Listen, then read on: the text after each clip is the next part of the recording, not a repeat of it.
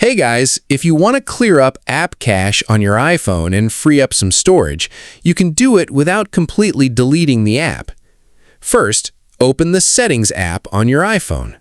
Then tap General and select iPhone Storage. Here, you'll see a list of the apps installed on your iPhone along with how much storage each one is using.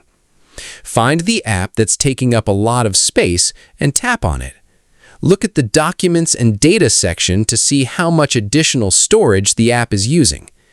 To clear some of that data, tap Offload App. This removes the app itself while keeping its documents and data on your iPhone. Once the app is offloaded, tap Reinstall App to install it again. This can help free up space while keeping your app data and settings. Keep in mind that the amount of storage you can recover depends on the individual app and how much cached or temporary data it has accumulated. That's it. If you found this video helpful, consider giving it a like and subscribe.